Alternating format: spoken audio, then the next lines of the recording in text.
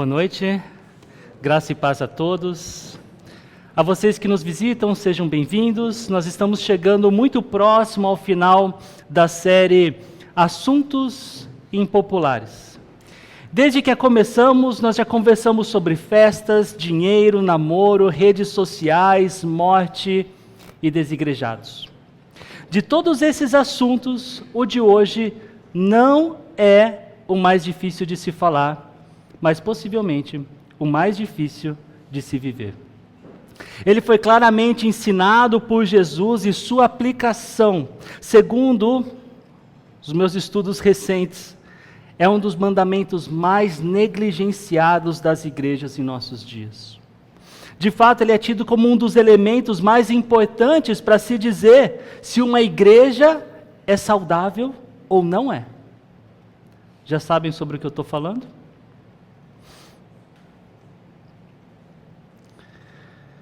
Disciplina na igreja. Na verdade, eu não gosto desse nome, mas geralmente é assim que as pessoas se lembram do principal texto que trata esse assunto lá em Mateus 18. Então vamos ler esse texto juntos e depois orar e considerá-lo para o nosso aprendizado e para o nosso amadurecimento e também da nossa comunidade. Eu tenho aqui nos slides. Na verdade, esse é só o versículo 15. Se o seu irmão pecar contra você, vai a sós com ele, mostre-lhe o erro.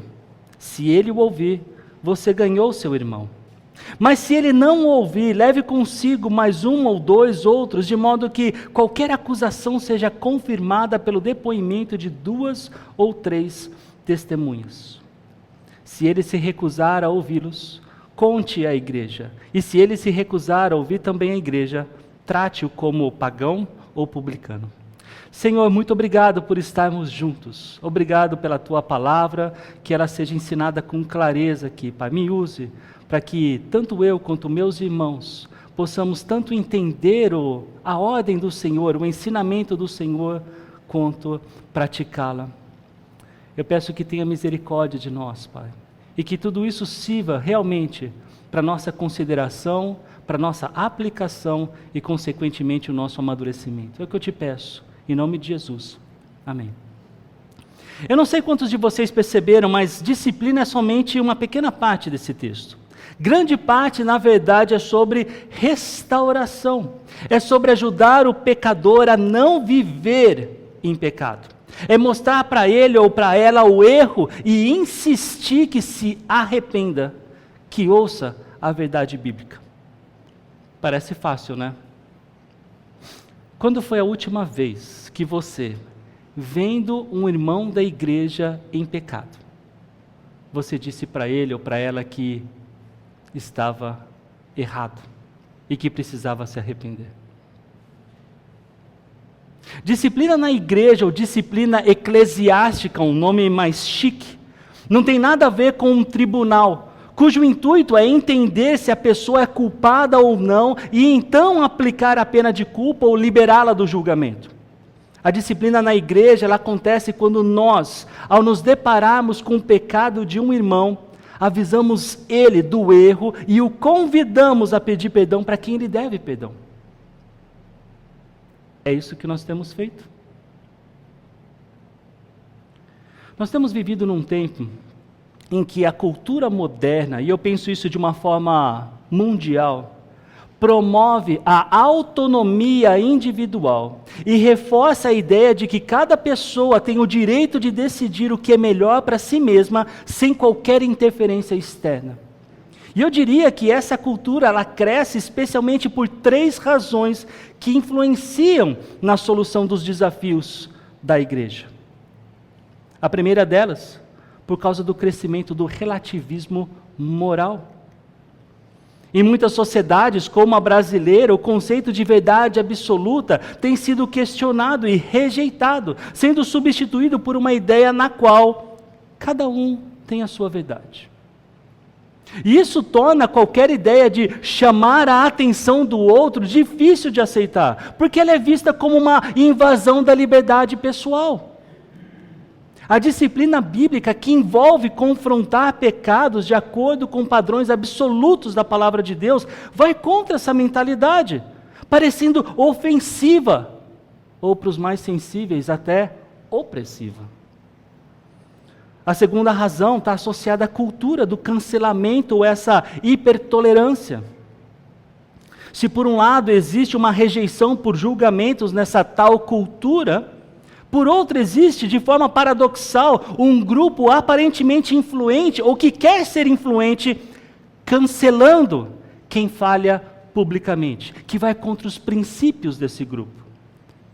No contexto cristão, cancelamento é o oposto da ação que Cristo ensina, porque a disciplina na igreja, a disciplina bíblica, ela serve exatamente para restaurar e não para destruir. Infelizmente, a cultura do cancelamento, ela tem crescido a tal ponto que até mesmo dentro da igreja, há irmãos e irmãs que com dificuldade enxergam o objetivo restaurador da disciplina. Filtrando ainda mais para o nosso contexto, eu diria que existem valores culturais que também não contribuem para a restauração do irmão em pecado.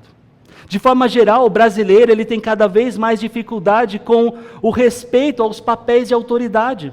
A cada geração cresce o desrespeito e a desobediência às funções e posições de autoridade.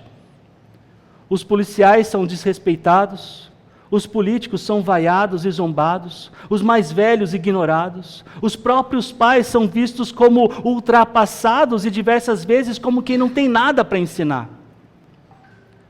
Mas a Bíblia nos convida a sermos contraculturais. Em Romanos 12:2 começa: não se amoldem ao padrão deste mundo.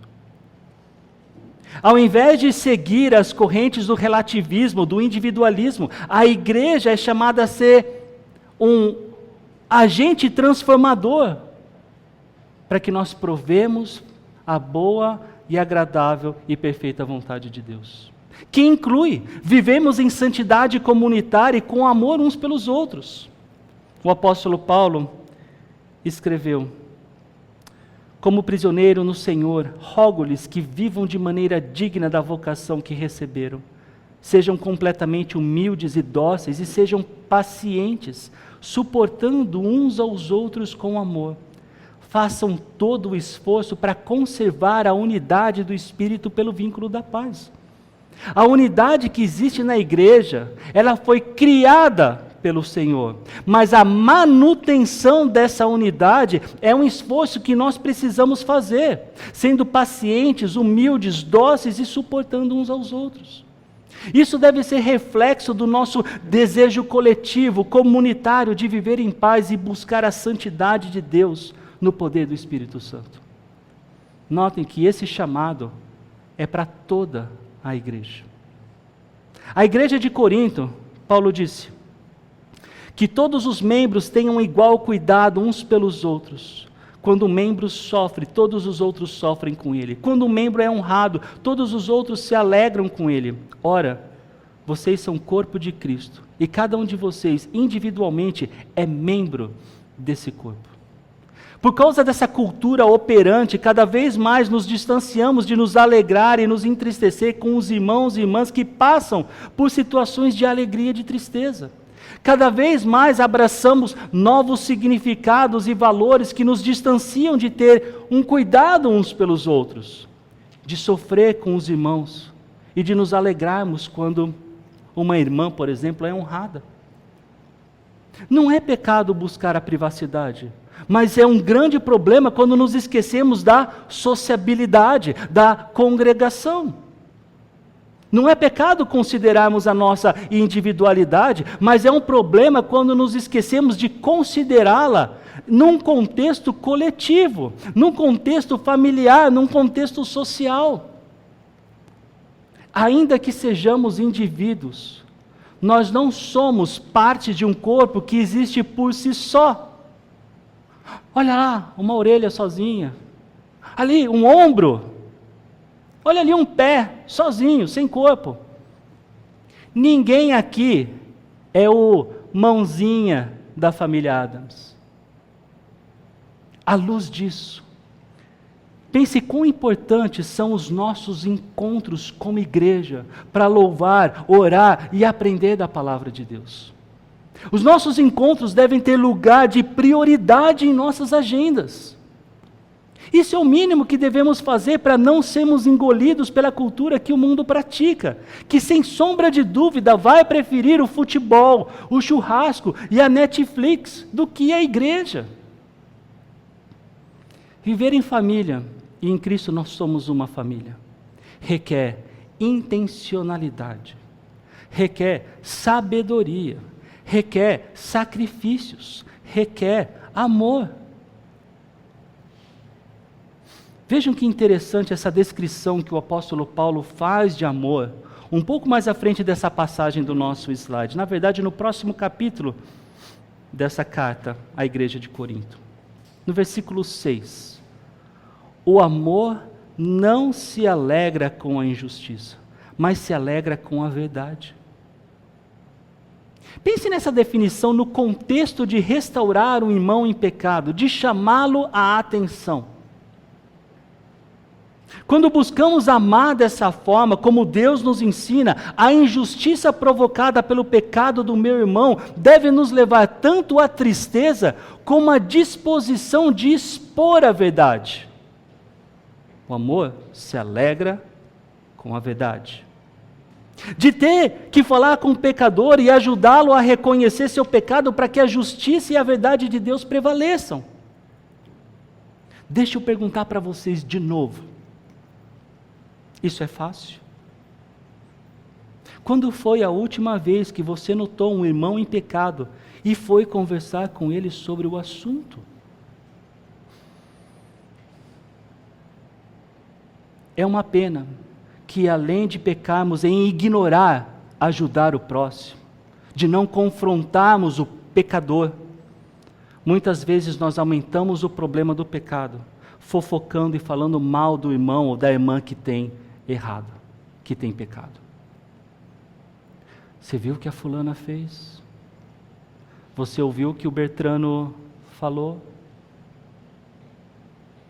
Às vezes, é pior ainda, é quando a fofoca espalha com uma fantasia de piedade. Olha, eu preciso te falar uma coisa porque esse crânio ele está precisando de oração.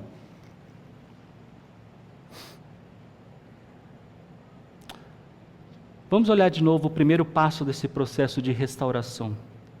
Lá no texto de Mateus.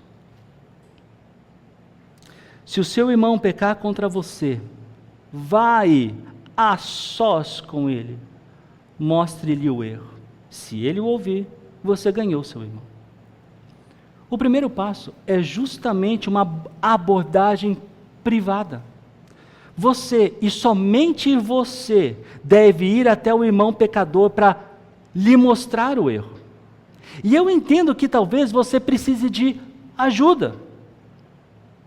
Quando pessoas chegam até mim para contar o que o irmão X ou a irmã Y fizeram, uma das primeiras perguntas que eu faço é: você já falou com eles?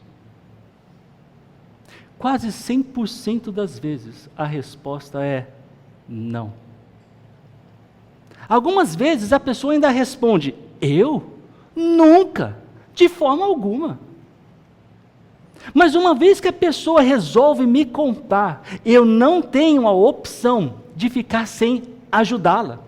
E ajuda, nesse caso, não significa que eu e ela guardemos um segredo ou oramos juntos para que o Senhor tenha misericórdia do suposto pecador. Nesse caso, ajuda significa solução para cumprir a ordem do Senhor. Mostre-lhe o erro. Dessa forma, quando alguém me conta algo que outro fez, o suposto pecado de outra pessoa, uma pergunta muito importante é: foi você que viu isso? Foi você quem ouviu isso? Nesse projeto de Deus, não há terceirização do processo. Você testemunhou, você faz, você vai. Mas uma vez que a pessoa me conta alguma coisa, minhas melhores opções para ajudar são, primeiro, encorajá-la a falar com a pessoa. Isso chega ao ponto de eu me oferecer para ir junto para que essa pessoa fale. E eu estou disposto a isso. Se você tem essa dificuldade e você tem esse dever, mas de alguma forma existe um empecilho, eu estou disposto para ir com você, para que essa pessoa seja informada. Segundo, caso a pessoa diga que não vai falar, ela me conta, mas ela insiste, eu não falo para essa pessoa de jeito nenhum. O meu primeiro passo é mostrar que esse não é o caminho correto. Mas como agora eu sei do assunto, eu vou falar com a pessoa. Mas eu vou dizer quem me disse. Afinal de contas, não fui eu quem testemunhei do suposto pecado. Eu vou na condição de averiguar a informação que eu recebi. Irmãos, fazermos esse processo conforme Deus nos ensinou só é possível se temos o conhecimento do que fazer, se de fato amamos a Deus para obedecê-lo, porque isso é uma ordem de Deus, e se nós amamos o nosso irmão. Lembrem-se que o pecado, ele é sempre prejudicial, tanto para o indivíduo, o pecador, quanto para a comunidade. E a coisa mais cruel que você pode fazer com um membro da sua família, ou dessa família em Cristo, é deixá-lo pecando. E a coisa mais bondosa que você pode fazer é ajudá-lo a reconhecer, a abandonar tal pecado.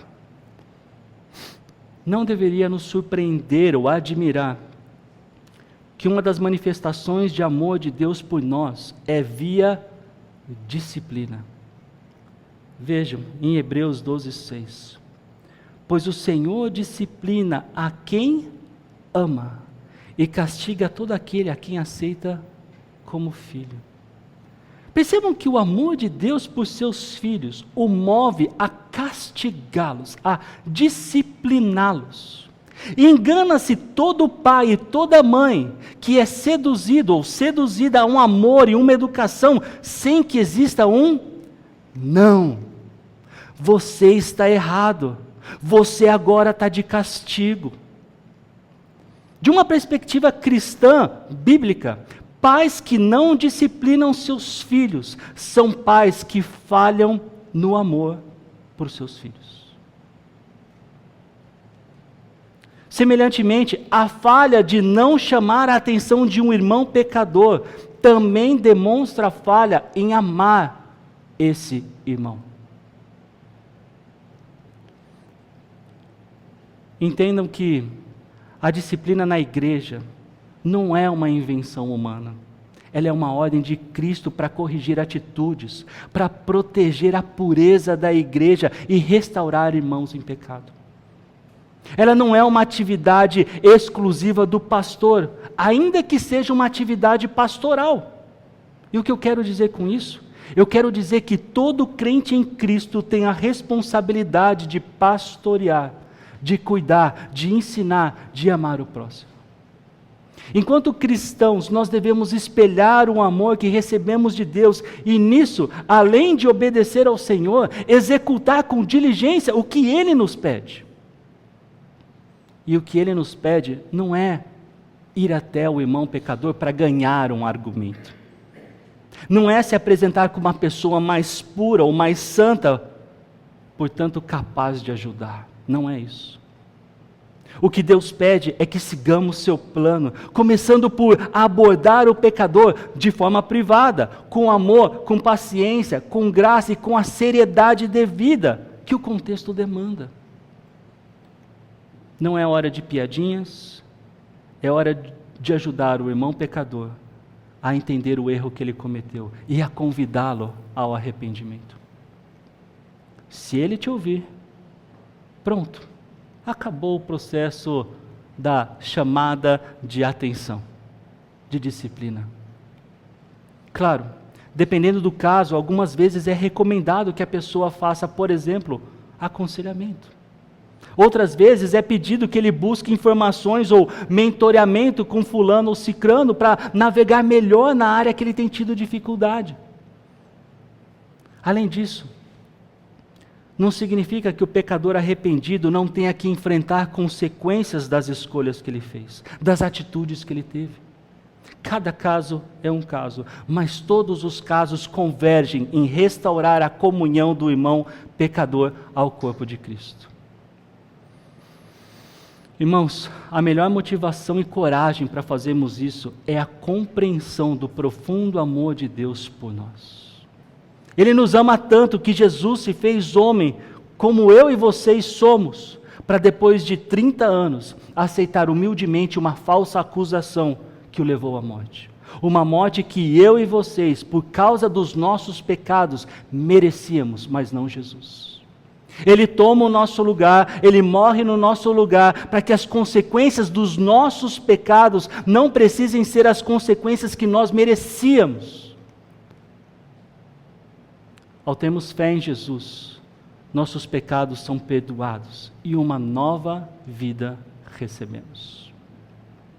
Mas Zambelli, e se o irmão pecador não se arrepender? Se ele não me ouvir? Então segue o texto de Mateus. Mas se ele não ouvir, leve consigo mais um ou dois outros, de modo que qualquer acusação seja confirmada pelo depoimento de 2 ou 3 testemunhas. Esse é o segundo passo. Essa é a segunda instância.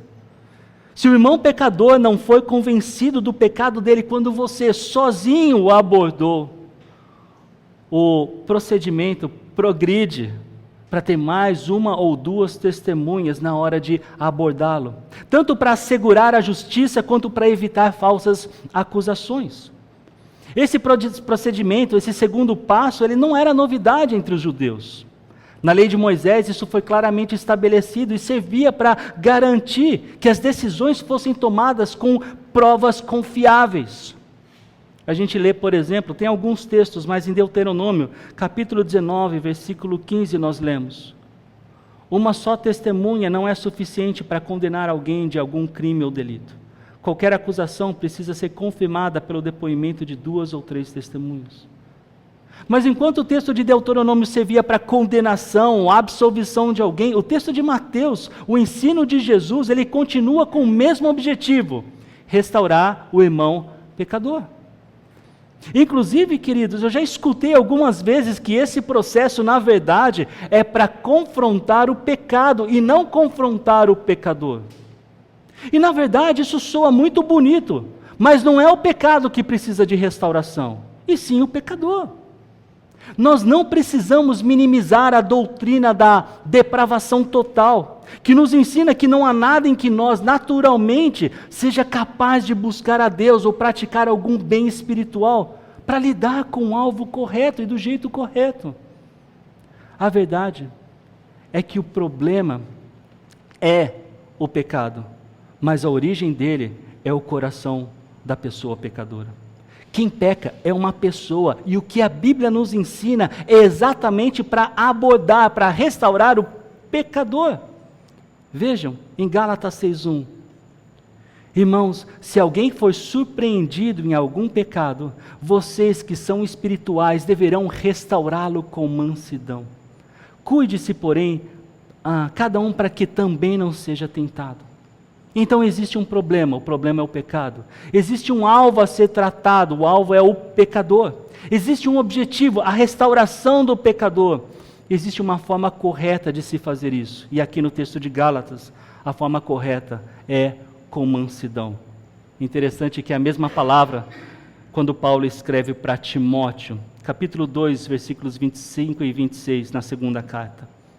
Deve corrigir com mansidão os que se lhe opõem, na esperança de que Deus lhes conceda o arrependimento, levando-os ao conhecimento da verdade, para que assim voltem à sobriedade e escapem da armadilha do diabo que os aprisionou para fazerem a sua vontade. Nós não precisamos contornar a situação com frases que, por vezes, parecem muito mais espelhar os valores deste tempo, como a ultrassensibilidade das pessoas, por exemplo. Ao invés disso, o que nós precisamos fazer é proceder conforme o Senhor nos ensina, que por causa da nossa natureza já não é fácil. Zambelli, mas e se o irmão pecador insistir no seu pecado, de que ele não está errado? Então nós continuamos a aprender com Jesus no texto de Mateus. Na primeira parte do versículo 17, se ele se recusar a ouvi-los, conte à igreja. É somente aqui que a igreja como um todo deve ficar sabendo. Mas não para servir de munição para novos pecados, para ficar fofocando, mas para que a igreja toda ajude na restauração desse irmão ou dessa irmã. É todo o corpo de Cristo envolvido, é toda a comunidade orando pelo irmão e amando o irmão a ponto de expressar o seu desejo de que ele ou ela se submeta às orientações da palavra de Deus. Essa é a última instância no projeto de restauração de um irmão, antes que a igreja o trate como pagão ou publicano, como ensina o texto de Mateus, na segunda parte desse mesmo versículo. E se ele se recusar a ouvir também a igreja, trate-o como pagão ou publicano. Isso significa ter um reconhecimento de toda a comunidade, que aquela pessoa não é alguém disposta a se submeter à vontade de Deus. Os pagãos, no contexto judaico, eram gentios que nem se importavam com a lei de Moisés. Os judeus olhavam para eles como impuros. Os publicanos, eles eram os cobradores de impostos, que frequentemente eram associados à corrupção e traição, porque eles trabalhavam para o Império Romano, que oprimia o povo judeu. Eles eram desprezados pelos judeus. Tratar alguém assim significa enxergá-lo como alguém fora da comunidade da fé, que precisa ouvir o Evangelho e que precisa crer na palavra de Deus. Tratar o pecador obstinado como pagão ou publicano não é deixar de falar com ele, não é deixar de ajudá-lo quando ele precisar, e nunca será deixar de amá-lo. O objetivo de tratar alguém como publicano ou pagão não é punitivo, continua sendo restaurador. Notem esse caso de 1 Coríntios capítulo 5, versículos 1 e 2. Por toda parte se ouve que há imoralidade entre vocês, imoralidade que não ocorre nem entre os pagãos, a ponto de alguém de vocês possuir a mulher de seu pai, e vocês estão orgulhosos. Não deviam, porém, estar cheios de tristeza e expulsar da comunhão aquele que fez isso? Existia um caso tão absurdo na igreja de Corinto que Paulo chega a dizer que nem entre aqueles que eram descrentes isso acontecia. E ao invés de estarem tristes e tratar o problema, eles estavam orgulhosos. E a solução, diz o apóstolo Paulo, era uma ação da igreja contra o pecador causador do problema. O terceiro passo. Eu uso aqui a Nova Versão Internacional, mas na Nova Versão Transformadora está escrito assim: deveriam lamentar-se e excluir de sua comunhão um homem que cometeu tamanha ofensa. Isso não significa proibir a pessoa de participar da escola bíblica, das coinonias ou dos cultos. Isso significa deixar que o Espírito Santo faça o seu papel em querer ou não querer convencer o pecador do seu pecado. É como o filho pródigo que deixou a casa do seu pai.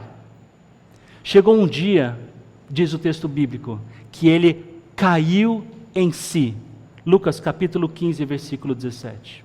E no versículo 18, o filho diz que vai voltar para casa e dizer: Pai, pequei contra o céu e contra o Senhor.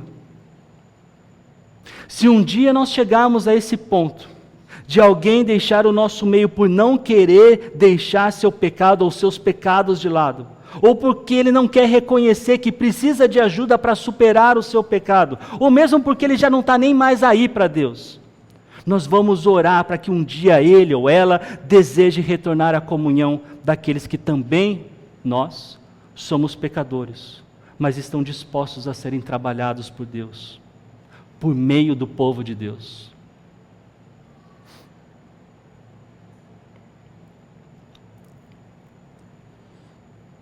Eu quero concluir essa mensagem lembrando que a impopularidade desse assunto não está na sua falta de compreensão bíblica. E entender o que e o porquê de termos esse processo disciplinar, cujo objetivo, mais uma vez, não é a punição, mas a restauração. A impopularidade está na dificuldade de praticá-la. Jesus nos orienta a cuidar uns dos outros, chamando-nos ao arrependimento e à restauração em um espírito de mansidão. Para isso, requer maturidade. Para isso, requer querer buscar santidade. Para isso, requer desenvolver o amor ao próximo. Porque é exatamente isso que estamos proclamando quando chamamos os nossos irmãos e as nossas irmãs em pecado ao arrependimento. Eu não tenho dúvidas que se buscarmos fazer isso conforme o Senhor nos ensina, nós seremos uma comunidade mais madura, mais pura, mais protegida e com um testemunho mais coerente do amor de Deus, que transformou e tem transformado os nossos corações. Portanto, irmãos, que essa mensagem nos leve a um compromisso renovado de cuidar uns dos outros, sem ignorar o pecado, e abordando o pecador com graça e com verdade. A disciplina na igreja é uma prática difícil, mas ela é necessária, porque ela nos lembra que somos uma família, cujo pai é o próprio Senhor. Se você sabe de algum irmão que está em pecado, em amor, vá até ele e converse. Se você está em pecado, eu sugiro que você peça ajuda. Uma coisa é você ser pego no seu pecado. Outra coisa é você pedir ajuda para superar o seu pecado.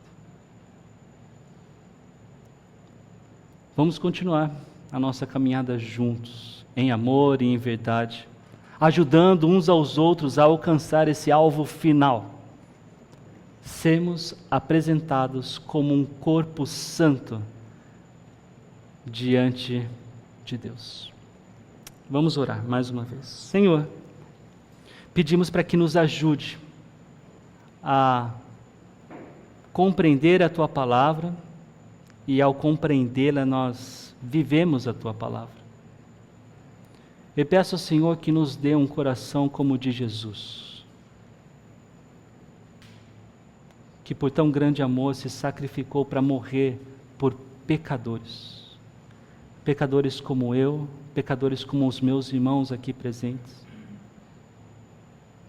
Nós não merecíamos esse amor e ainda assim o Senhor continua nos amando. É com esse amor, Pai, que eu gostaria, e falo a começar por mim, de amar os meus irmãos e as minhas irmãs, para que quando eu ver alguns deles cometendo delitos, transgressões, pecados, eu possa, com graça, sem faltar com a verdade, poder chamar a atenção deles. Da mesma forma, Pai, eu clamo para que os meus irmãos me amem o suficiente para chamar a minha atenção de quando eu fui pego em delitos, em transgressões, em pecado. Que nós sejamos uma comunidade, Pai, que entende o que fazer, baseado nesse tão grande amor que o Senhor tem por nós e nos constrange a fazermos semelhantemente. Pai, nos ajude a sermos uma comunidade que busca pureza, que busca santidade e que cuida muito bem uns dos outros. Eu peço ao Senhor, Pai, para que os irmãos que têm aqui pecados que estão ocultos, que eles peçam ajuda. Que eles enxerguem aqui, Pai, pessoas maduras para dizer, eu preciso de ajuda. E nessa ajuda eles possam superar, Pai. Porque eu tenho certeza que o diabo, ele não tem nenhum interesse em manter esses pecados em segredo. Obrigado. Obrigado, Senhor Jesus, pelo que o Senhor tem feito no nosso meio.